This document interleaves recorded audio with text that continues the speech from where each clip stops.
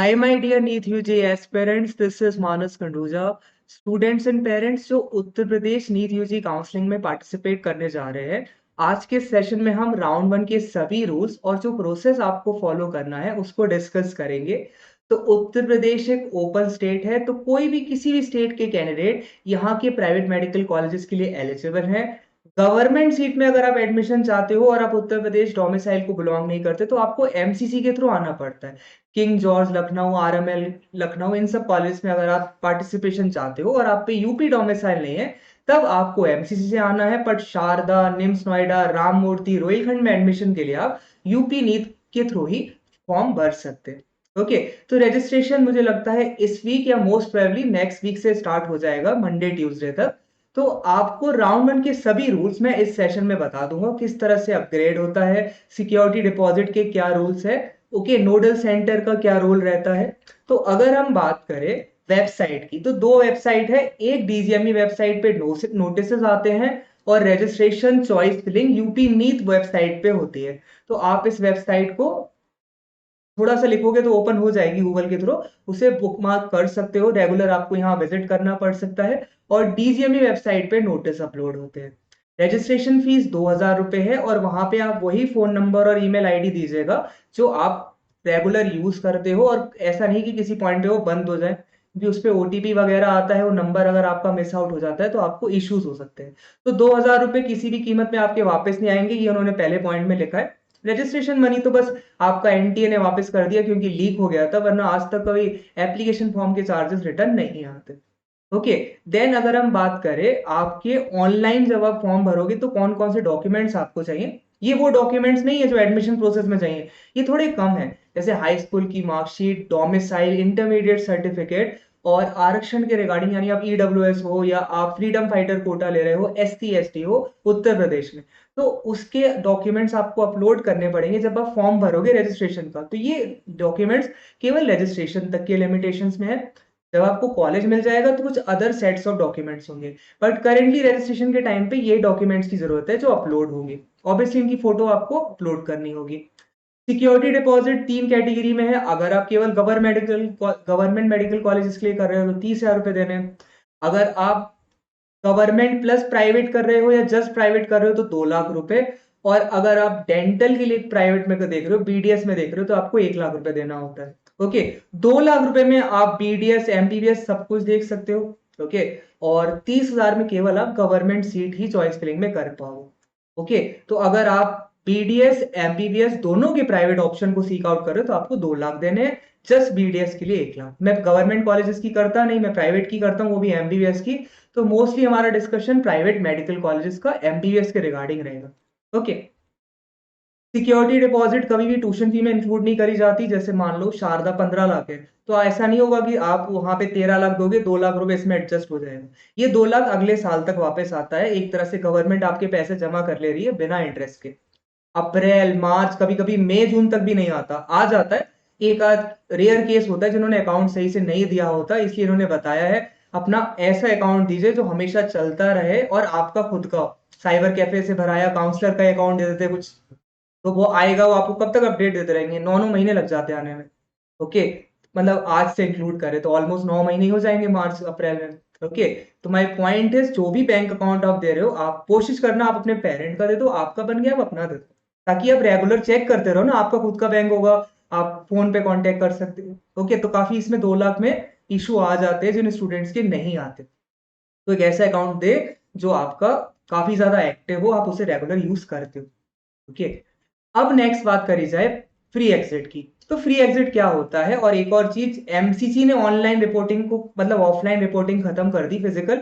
State counselling में अभी ऐसा नहीं हुआ है। तो उत्तर प्रदेश में राउंड वन में आपको मान लो हिंद सीतापुर मिल जाता है और आपको लगता है मुझे हिंद सीतापुर में ज्वाइन करने नहीं जाना, मैंने भर दिया था बट अब मुझे ज्वाइन नहीं करना, तो आप कोई स्टेप मत लो, वो फ्री एग्जिट कहलाता है। आप जाके राउंड सेकेंड की चॉइस फिलिंग करो, आपका 2 लाख रुपए सेफ है। बट अगर आपको लग रहा है नहीं हिंद सीतापुर मुझे मिल गया, इसके बाद में सरस्वती हापुड़ की कोशिश कर लेता हूँ, बजट ऑलमोस्ट सिमिलर है दोनों का, वो बेटर है, तो आप हिंद सीतापुर में ज्वाइन करोगे। उसके लिए आप एक नोडल सेंटर पे जाते हो और वो हर अलॉटेड कॉलेज के हिसाब से होता है। भाई आपको मान लो रोहिलखंड मिला तो उसका नोडल सेंटर रोहिलखंड बरेली ही होता है। ओके, नोएडा का शायद, नोएडा में यही गवर्नमेंट मेडिकल कॉलेज है वो पड़ता है। तो हर नोडल सेंटर वेरी करेगा आपके अलॉटमेंट पे। ओके, तो वहां आपको जाना पड़ेगा सभी ओरिजिनल डॉक्यूमेंट्स के साथ और demand draft of tuition fee के साथ, तभी आप अपग्रेड कर सकते हो। ये नहीं कि आपका बस अलॉटमेंट हो गया तो आपका सीट पक्की हो गई, अब आप राउंड सेकंड में चॉइस फिलिंग कर लोगे। आप कुछ नहीं करोगे तो फ्री एग्जिट माना जाता है। अगर वो सीट को रोककर आगे बढ़ना है तो ट्यूशन फी देनी पड़ती है, डॉक्यूमेंट्स को जमा करना पड़ता है। फिजिकल रिपोर्टिंग अभी इन्होंने नहीं, मतलब फिजिकल रिपोर्टिंग इन्होंने कही हुई है क्योंकि ये नोडल सेंटर वाली बात को मेंशन कर रहे हैं कि आपका एडमिशन प्रोसेस नोडल सेंटर पे। आप ईडब्ल्यूएस हो, ओबीसी हो, तो आपके डॉक्यूमेंट्स 1 अप्रैल 2026 के बाद के होने चाहिए या उसके ऑब्वियसली 1 अप्रैल के ही होने चाहिए। ओके, तो अब मैं गवर्नमेंट की नहीं करता तो उसमें ईडब्ल्यूएस ओबीसी वाले सर्टिफिकेट्स की रेयर ही जरूरत पड़ती है क्योंकि आप प्राइवेट सीट ले रहे हो, रिजर्वेशन बेनिफिट्स आपके वहां होते नहीं। मुस्लिम माइनॉरिटी में तो एक एफिडेविट लग जाता है अगर कोई मांगता भी है एरा में आपसे। ओके, वहां भी कोई ऐसा बड़े डॉक्यूमेंट्स की जरूरत नहीं पड़ती during UG counselling. Okay, choice filling आप अलॉटमेंट आपकी प्रायोरिटी के हिसाब से होता है। आपने पहले भरा है नोएडा इंटरनेशनल और चौथे नंबर पे अगर भरा है हिंद बाराबंकी, तो पहले आपको नोएडा इंटरनेशनल मिलेगा, भले ही हिंद बाराबंकी भी आपको मिल सकता था। तो जो ऊपर लिखते हो वो आपको पहले मिलता है। ओके, देन आप कितनी ही चॉइसेस भर सकते हो बट एंड में चॉइस लॉक जरूर करना वरना काउंसलिंग से बाहर हो जाओगे। कितनी ही कोशिश कर लो, काउंसलिंग से बाहर ही माना जाता है कैंडिडेट जिसने चॉइस लॉक नहीं कर। एक दिन मिलता है लास्ट में कि इस विंडो में आप चॉइस लॉक कर दो, और आप उस विंडो में नहीं करते, मतलब आपकी चॉइसेस हो गई, आप डिसाइड हो गए, आप लॉक दबा सकते हो। फिर उसकी एक लास्ट डेट होती है, उसमें अगर आप नहीं कर पाते तो जब अलॉटमेंट आएगी तो आपका नाम ही नहीं होगा। आपकी रैंक है मान लो 78,000 और अलॉटमेंट हुआ आपको कोई भी नहीं प्राइवेट में क्योंकि आपने चॉइस लॉक नहीं करी थी। शारदा मिल सकता था आपको राउंड वन में ही। ओके, तो ये जरूर ध्यान रखिए, एमसीसी में ऑनलाइन ऑटोमेटिक लॉक हो जाता है। ओके, तो ये इन्होंने लिखा है राजकीय यानी गवर्नमेंट मेडिकल कॉलेजेस के लिए आपको गवर्नमेंट मेडिकल कॉलेज में ही जाना होता है for admission process, but private medical college में नोडल सेंटर पे जाना होता है। और आप रजिस्ट्रेशन के टाइम पे जो नोडल सेंटर भरते हो उसका अलॉटमेंट और एडमिशन से कोई मतलब नहीं है। वो तो तब जरूरत पड़ती है कुछ आपकी गलती हो जाए, एरर हो जाए, डॉक्यूमेंट फंस जाए, तो वहां जाना होता है। अलॉटमेंट के बाद कॉलेज जो मिला है उसके हिसाब से नोडल सेंटर होता है। तो ये राउंड वन के पर्टिकुलर रूल्स है। अपग्रेड करने के लिए ट्यूशन फी देना जरूरी होती है। फ्री एग्जिट के लिए आपको कुछ नहीं करना होता, राउंड सेकंड में आप सिंपल पार्टिसिपेट कर लो। 2 लाख आपके खराब नहीं होंगे अगर आपने राउंड वन में फ्री एग्जिट करा है, बट उसके बाद अगर आप सीट छोड़ते हो, राउंड सेकंड शुरू हो गया, चॉइस प्लेइंग स्टार्ट हो गई, अब आपको लग रहा है नहीं, हिंद सीतापुर मुझे चाहिए ही नहीं था, मुझे कर्नाटका में इतना अच्छा कॉलेज मिल गया जो 12 लाख का ही है, अब फिर आप हिंद सीतापुर को छोड़ोगे तो 2 लाख का। तो वो रूल्स हम राउंड सेकंड के साथ फर्दर देखेंगे। बट करंट सिनेरियो में अगर आप प्राइवेट कॉलेजेस के लिए अप्लाई कर रहे हो तो 2 लाख आपको जमा करना होगा, और आपका ये एडजस्ट नहीं होगा, ये नेक्स्ट ईयर वापस आता है, मोस्ट प्रोबेबली क्लोजिंग से पहले आता है, 31 मार्च 2027 से पहले आ जाता है। रेयर एक्सेप्शनल केसेस में ये आपका अप्रैल मई जून या कभी कभी अक्टूबर तक भी खिंचा है पिछले कुछ सालों में। ओके, वो कुछ कैंडिडेट्स के साथ ऐसा हो जाता है, अकाउंट वगैरह में उनके इश्यूज रहते हैं, तो आप अपना अकाउंट ध्यान से दीजिएगा। आप मेरा टेलीग्राम ज्वाइन कर सकते हो, मानस खंडूजा 1430।